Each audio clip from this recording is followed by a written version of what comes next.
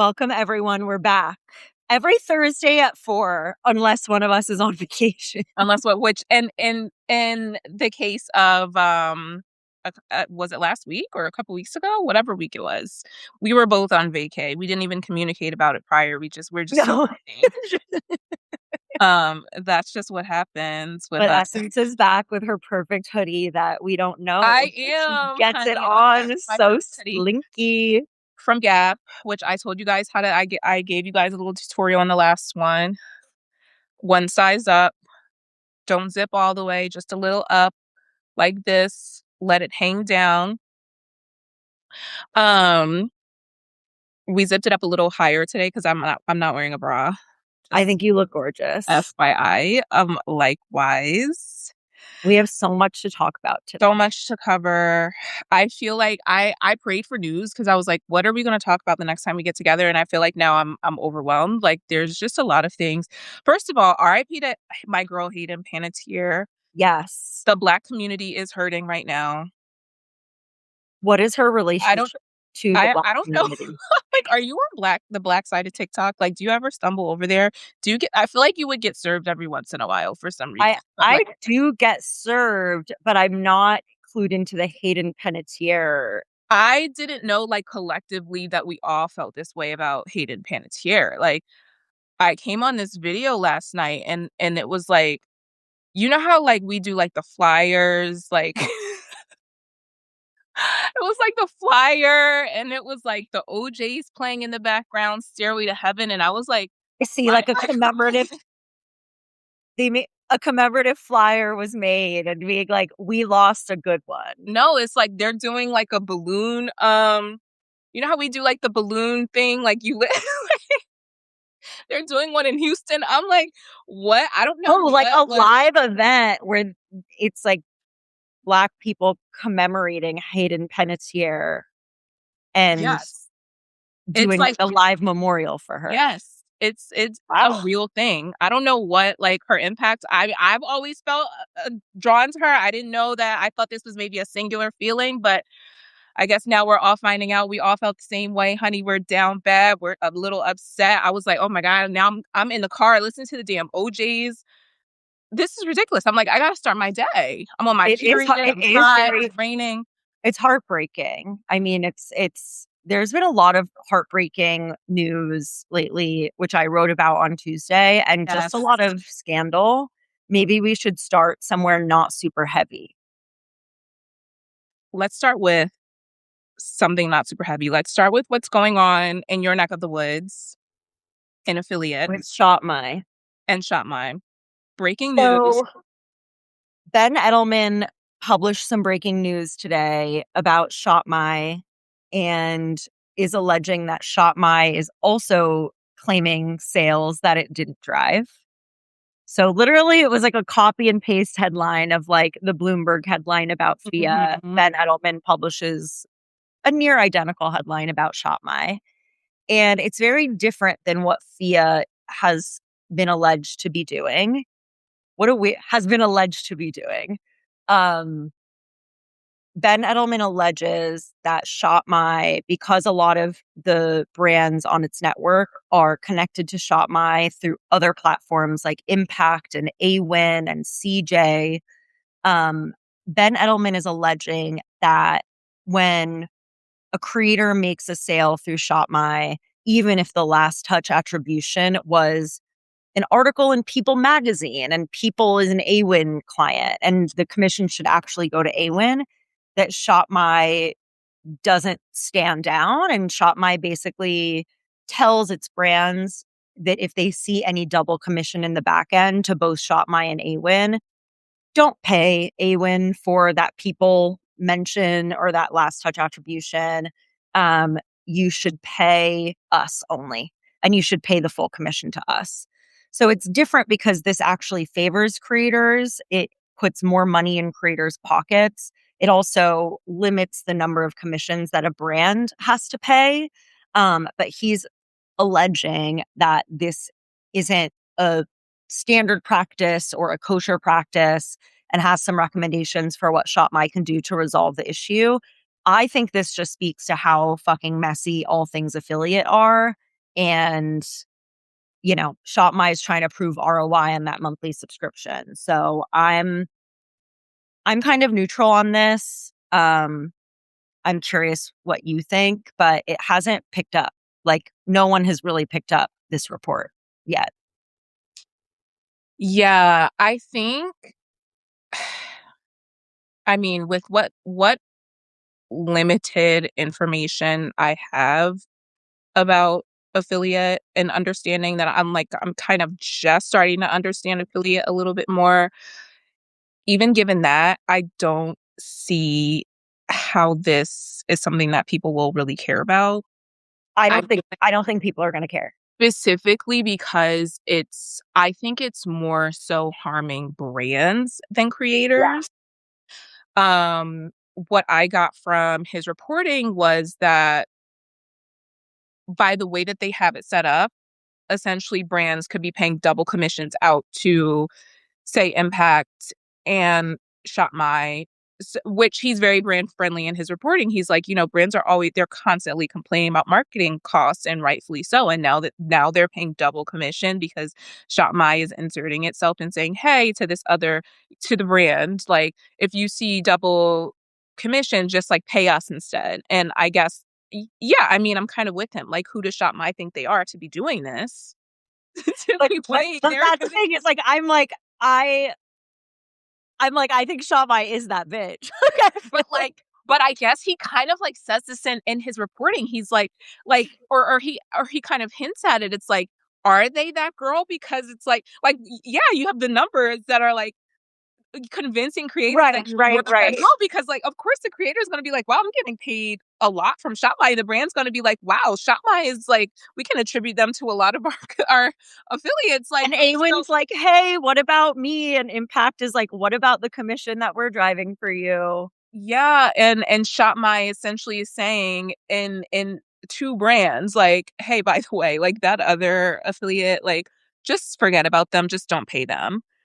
So that's kind of wild. That is kind of wild. But like, I think because it's not actually harming everyday creators, Yeah. I think people will care a lot less. Like Fia to me is it. I go back and forth with Fia. Like it was so scandalous at first, and I was like kind of off of it. And then when the Slack messages came out, I was like, okay, wait, I love Slack messages. this kind of Being like like wet my whistle a the little bit. truth. Yeah. Yeah, like that's crazy. Like that is actually crazy. And I think like I don't know, I think it just all of this affiliate witch hunt, as I called it when I texted you, like there is a witch hunt on affiliate. Like why is there so much affiliate news coming out? I think it's going to be more of a thing. I don't know if it's something that people will actually care about, but I think it's just People barely understand it. like Like I people, but it's such a new thing, and I think people are starting to make a lot of money in this space, and so that's why it's like, okay, we got to figure out like some real rules around this and like Yeah. how this works. And attribution is like a huge thing, which I'm learning about, and like all of this stuff. But so I don't know. I do feel like it sucks for brands though. Like as someone who works with brands super closely on Shop My, is this something that you're seeing or noticing when you guys have your It's statement at the end of the month and you've it's got to so pay out? specific. It's so specific because it only applies like I mostly work with brands that use Shop My as their affiliate network. Most of the brands I work with are not hooking into Shop My through Awin or through Impact. So I don't talk to or work with a lot of brands that like deal with this fork in the road where they're like, oh, am I supposed to be paying Impact or am I supposed to be paying Shop My? I I don't really see. want to pay both. So I've really my client base is really like on Shop My, and Shop My is their affiliate partner. But yeah, I have seen this. Like I have a client that is I think it's Impact, and we'll see revenue coming through Impact, where Impact is identifying themselves as the reason for the sale. But then I see the same thing reflected on Shop My, where I'm like, well, we drove 9 sales in this time period, and it's saying that it came from Shop My, but Impact is like waving its hand and showing in its dashboard that it's their revenue. So I don't know. To me, this is very like it's like corporation v corporation. It's like Shop My v Awin, Shop My v Impact, Shop My v Skimlinks or whoever. to me, the brand is not even necessarily suffering because they can like they approve or deny the payout to these other parties. Oh. Whereas ShopMy automatically collects it from what I've seen. So it's just them dismissing payments Oh, to those so groups. otherwise this really isn't tea. That yeah, I'm curious to see if other outlets pick this up, but I look, I think at the end of the day, like ShopMy is very pro their creators getting credit. And I think that that's a good way to be. And I think it's also a smart way to be because the creators have massive audiences and will be much louder and more of a problem if they're saying they're not getting the commission that they're due versus what's like a winner impact going to do by being like, oh, you know, Yeah. shop shop my like is taking commission from like this last touch that should have been ours. I feel like pissing off the creator is much riskier. So Mhm. I understand why it's set up how it is. And I don't know, to me, it's like if Meta and TikTok got in a fight, I'd be like, whatever. Right. And I mean, I guess on the brand side, if you can afford to be on 2 affiliate platforms, you're probably not hurting Yeah. that much for a budget when it Yeah. comes to payouts. But So, it is so insane how like there are so many different players trying to stick their hand in the cookie jar and just monetize the path to purchase and like get mm, that attribution. Um, let's pivot to the drama at Wondermind, if you don't mind. I feel we like we should talk about this. I feel this like is no a one really fixation for talks about. you. Yeah, I mean, listen, Selena Gomez has the best PR team in the world. Also, I feel like Yeah. Selena Gomez wasn't that involved. Um, Well, that's part of the problem, as her investors are alleging. Yeah, but do we even know, like, they invested through an SPV, they are individuals, they thought that XYZ was gonna happen because of the founding team, Yeah. and, you know, it's really a question of, like, where's the line between a startup just naturally not going how it thought it was even gonna go, and Yeah. how it thought it was gonna go? Like, investors risk that money knowing this can happen. So I don't know, I feel kind of mixed about it. How do you feel? And will you also recap what happened for people? Oh my gosh. So, let me get my notes, you guys, because my brain does a lot of different things. Bear with. Um, And it so stemmed from an article in when? 2024? okay, so the thing is like I've kind of been locked into the Wonder Mine news when The Cut released a really deep expose. If you have not read it, please look it up. It is so good. It is, yeah, I think it was maybe 2024. It might have actually been last year. Definitely sometime, let's just say some time ago. The Cut releases this expose about Wondermine. If you don't know, Wondermine is a digital mental health media startup launched by Selena Gomez and her mother, Mandy Teefee, and entrepreneur Daniela Pearson, who is of the Newsette fame. I feel like I'm familiar with Newsette. I Yes, was in a Newsette thing in the early I don't know, like 2020 or 2019 or something. that And early. yeah, early. Wow, your lore. I have Um, floor, but yeah, yeah. Okay. continue. So, Sorry. yeah. So Daniela Pearson of News at Fame and Selena Gomez's mom, they share co-CEO titles. Selena's just kind of like, the name, the face. As you know, they launched in April 2022. They raised $5 million in Series A. And I guess the goal is to become like a sort of Hello Sunshine of Of mental mental health. and wellness, exactly.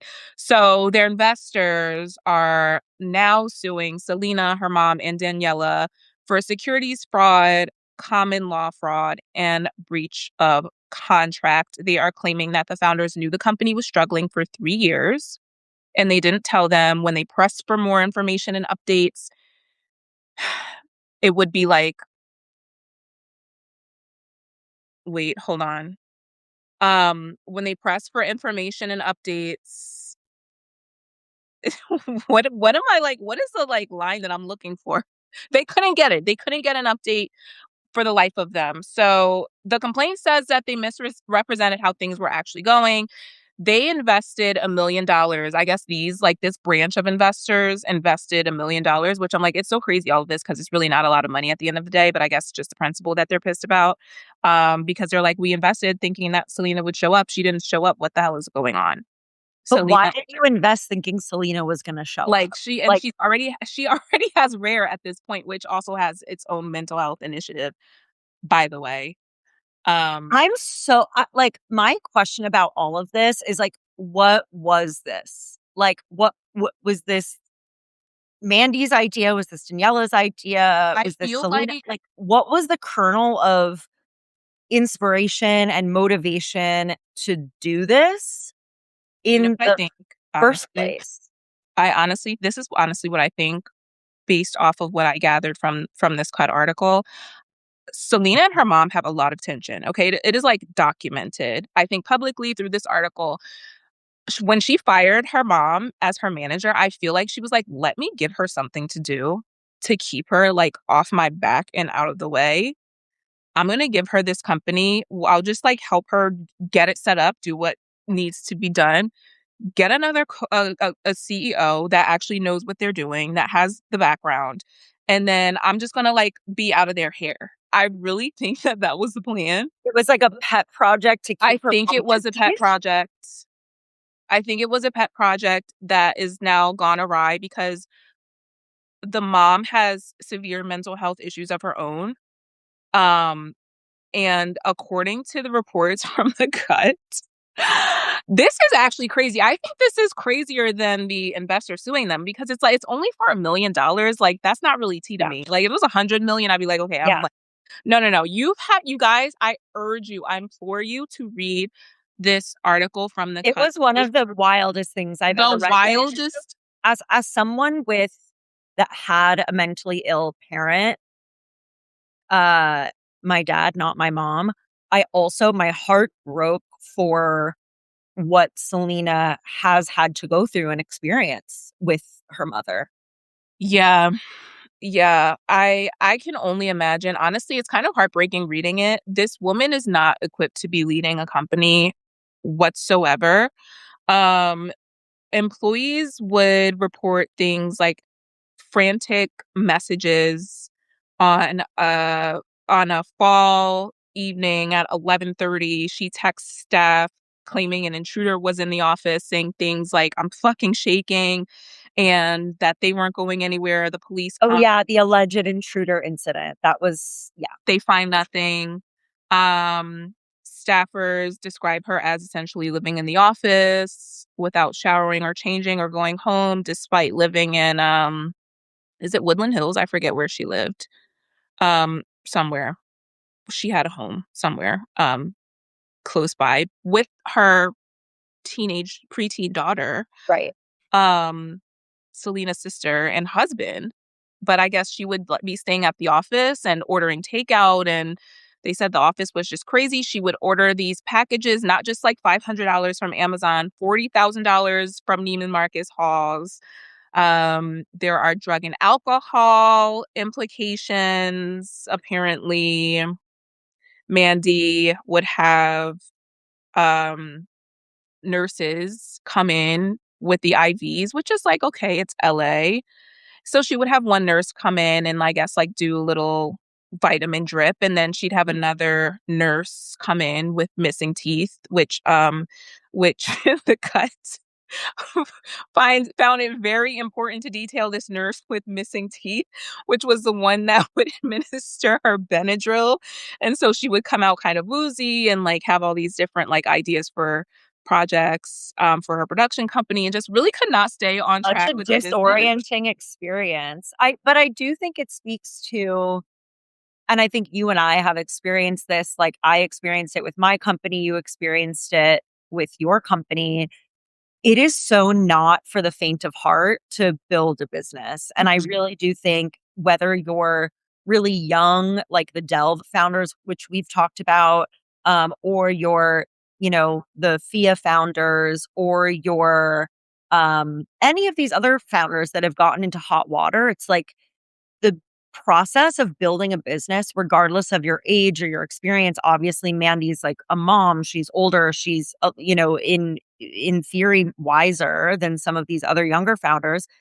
It takes such a toll on you if you have like unresolved mental health stuff. If there's anything like that going on, if you have any twinkling of like a sociopathic personality disorder, talking about some of these other founders that just make things up, this experience will put you into overdrive on any of those vulnerabilities.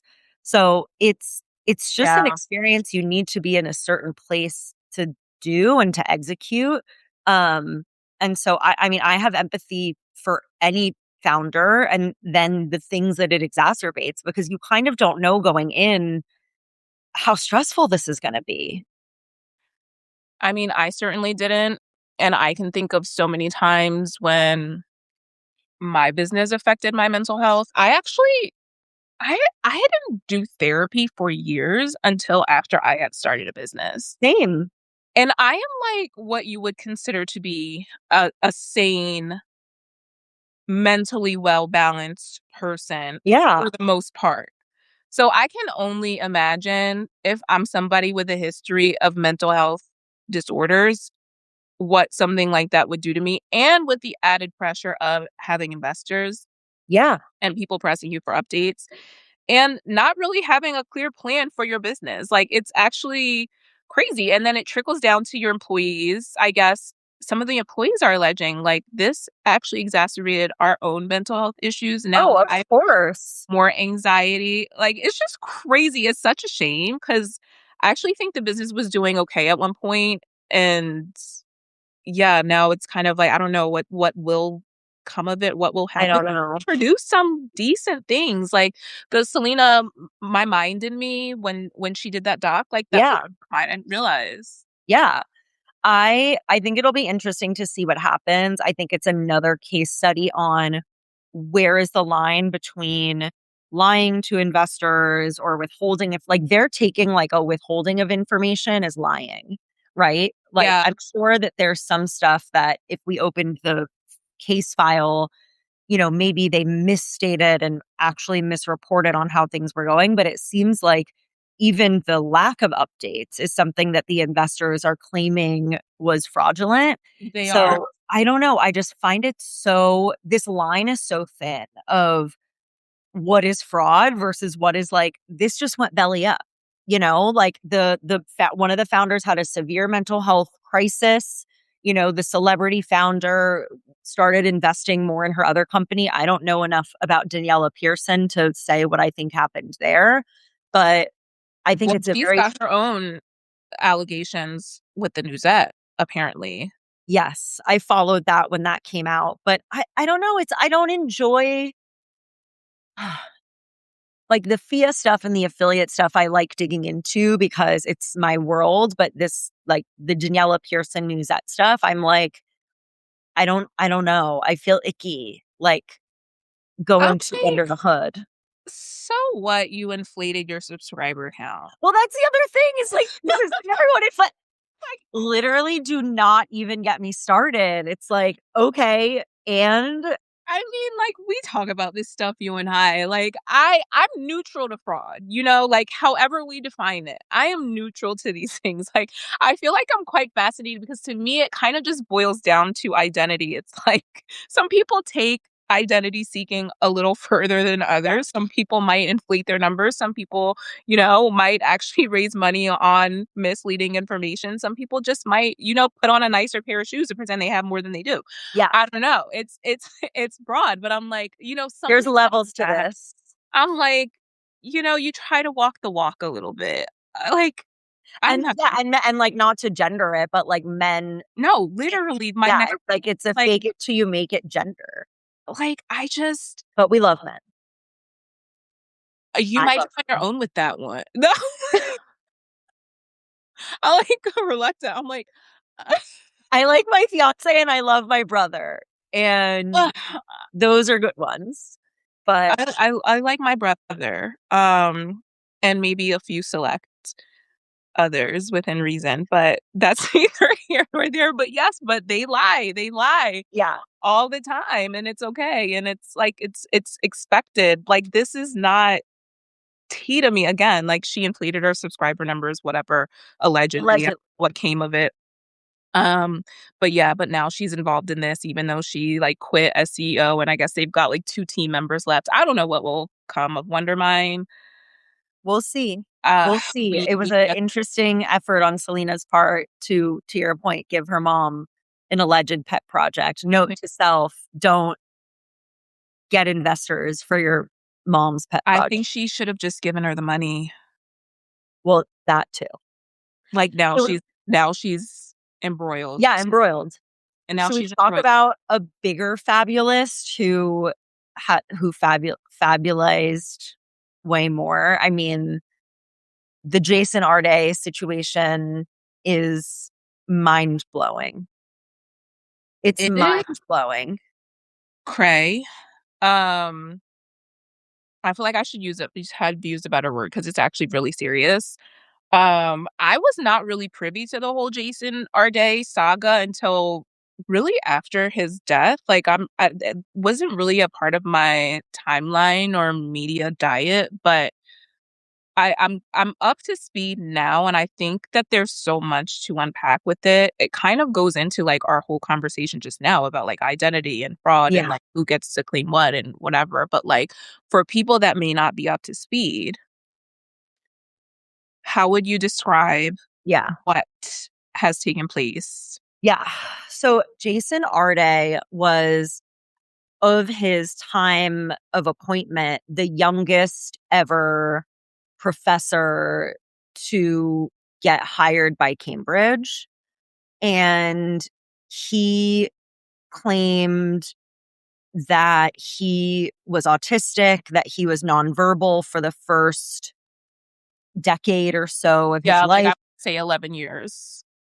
Um, he claimed that he ran, what was the marathon claim? It Oh was my like god, it was like some 600 miles in more 6 days, or 30 yeah, marathons something in 35 days, that he raised yeah. $5 million for charity. He also claimed that he was a visiting professor at Ohio State University and that he had visiting professorships at a bunch of other universities. Um, and essentially, he was kind of competing for this professor role with other very qualified candidates that were published many times over in like very prestigious journals and with other academic institutions. Jason Arday applies with less, and a lot of what he had submitted, it turned out, was plagiarized. He was kind of summarizing a lot of content from other intellectuals and other people in his space. And he got the position anyway. I mean, this was like earlier 2020s, like kind of post Black Lives Matter, like cancel culture situation. And so there was an effort among a lot of elite universities to bring in more diverse educators. And I think that's like a really good thing to do. But they overlooked a lot of these fabulous claims and claims of plagiarism that were brought to Cambridge prior or right after his hiring. And they kept him in his post and they didn't do anything about it until a Substacker who is basically a quote unquote professional racist. Like Yes. he believes Yes. in really disgusting race theory and like that there's kind of rankings to who's the smartest race, like a bunch of crazy eugenics shit. He compiled like very material evidence of Arday's plagiarism. He eventually resigned from Cambridge. He was bullied relentlessly online for all these claims he made that were proven untrue, for the plagiarism, and then he took his life. And I think it's such an interesting story. It's another like fake it till you make it story of like just compiling so many ludicrous claims about yourself. It's a question of, why did he feel he had to do this? Did he do this almost like as a reflex because of his autism? Why did Cambridge not investigate this when it initially came up? I feel like there are so many different players that are just like complicit in this happening to this, poor man. I'm curious what you think about it, but that's the recap. I think we forgot to talk about the part where the guy, the professional racist, got fired from Cambridge. Right. That too. That But too, because he is because because he's he's for being made a these professional disgusting racist. claims. Yeah. So that's an added layer. Um, what a hater. I where do I begin? I told you, I'm like, I blame the trope of the magical Negro. That is just what it comes down to. Like, I feel like I don't know, like it's like we live in this society, this collective society that like I feel like it's like this need for Black people to be like overly compelling, like this nothing to everything story, and like maybe he got a little caught up in the wind. Like I don't know, like the expectation is already there, and I think that he exploited it, but in the same time, like It worked. but it worked, but then like he was the one that was like exploited. It's like this crazy Ouroboros of this like this trope of the magical Negro. Like God forbid you're just a regular fucking person that just does normal work, that just does good work. Yeah.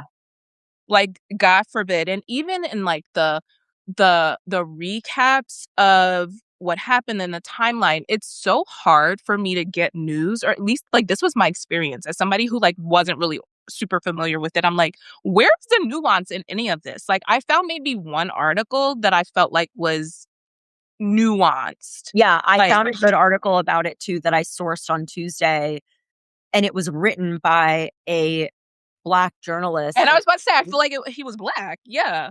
Was it the Atlantic piece? Yeah. Yeah. Yeah. That's the only one that That was was the only nuanced like piece. normal. Yeah. Yeah. Everyone else is like, he's a liar, he's a plagiarist, like, he claimed this, he claimed It's that, like but no one asked, like, why did he feel like he needed to do that that?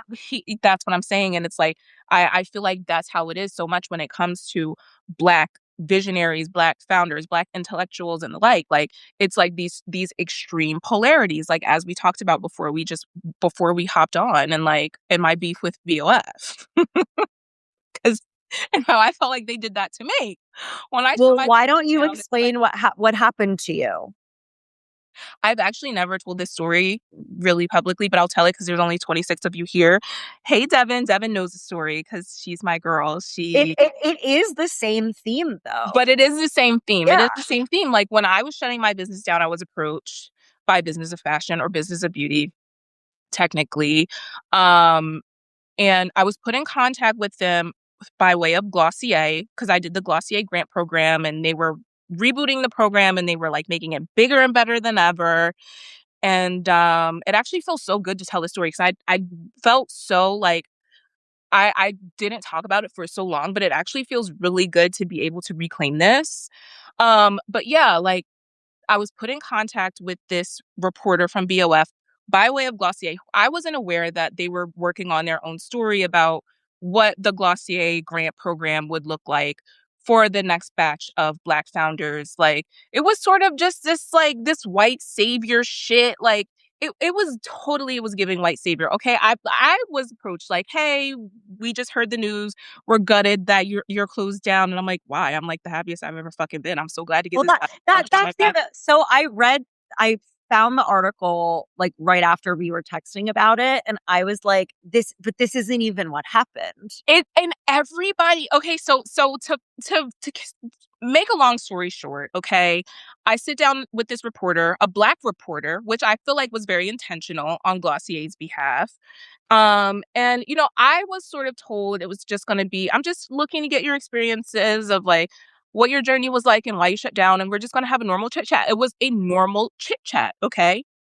And the article comes out. What was the title? The title was like Yeah, it was like some trouble in sensation, the water for Black-owned Black-owned brand, and I would businesses. Yeah. never even participate in an article that had Black-owned in the title at that point in my career because I'm so sick of that shit. I feel like it's always this narrative, and again, like the polarity of like I just the white beauty founders I know just like they don't get that same We're treatment. just beauty founders. They're just beauty founders and it's not that deep. And like I would have never otherwise participated and I think that they know that. Yeah, and it was just sort of like there were so many things that were said in that article that I absolutely did not say. I literally wanted to sue their fucking ass off. I would take Glossier for that $80 million round bitch that they raised. I was pissed. I was like, girl, I did not say this. I emailed everybody, I cussed everybody out. I was like, you need to retract this. And There was it's so something disappointing. Like, you Black shut your people can't raise money, and you guys know that the story. It's over and over and over and over. I mean, how many articles are there to date from 2020 to now that we've seen with this same fucking narrative? This like Black beauty brand closed, Black beauty brands can't raise money, Black beauty brands are struggling, Black beauty brands are founders are crying. I just would never contribute to Yeah. that type of story, and my closure just didn't give that. I was like, I just didn't want to do it anymore. I was like, on to the next thing. It didn't light me up. It was a lot. I have a whole published article about why I chose to make that decision. That does not include any of the things that I was Yeah, misquoted. I read that one too yesterday in Beauty Independent. It's like night and day but they needed that story because Glossier had to paint themselves as a white savior. And I don't know that they even realized that they were doing it. Because that's just what it is, and that's just what we see. And it's like, how can we help these poor little downtrodden, like Well, it was obviously also in reaction to the out of the gloss and all of that in 2020.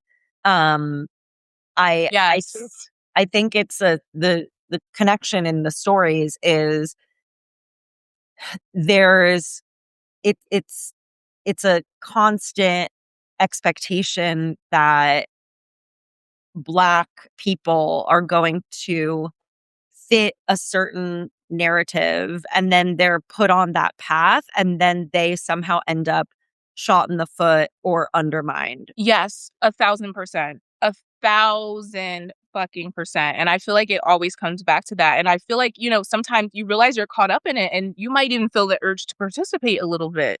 Maybe you're raising money and you're like, let me make this narrative sound a little more sad. Maybe Well, it goes back to what Jara said in a piece that she wrote about Ami Collet, where it's like there was money on the table suddenly, yes, because yeah, of no, what was going on in 1,000%. society and the culture. And it's like I feel the same way with the Jason Arday situation. It's like when you feel someone reflecting back on you, and this is something everyone does regardless of like Yeah, race, anything. It's like if you can feel someone concocting a version of you and by playing that version you're going to get something you want, yes, you're going to play that version of yourself. yeah, but you Not you, but but I have yeah. to a degree. I think, like you said, like we all kind of have, because it's validating, and especially when you're a founder, or you're someone that like you need the reward because it's your livelihood. You have to keep going, so you're Yeah. desperate for it, and so you replicate it and you replicate it and you replicate it, and you're not thinking about when it will come back to bite you or how. Yeah. Yeah. So, yeah, it's A lot of it's a lot. It's tragic news, a lot of scandal. I do have to jump on a call, but we're back. but your girls are back.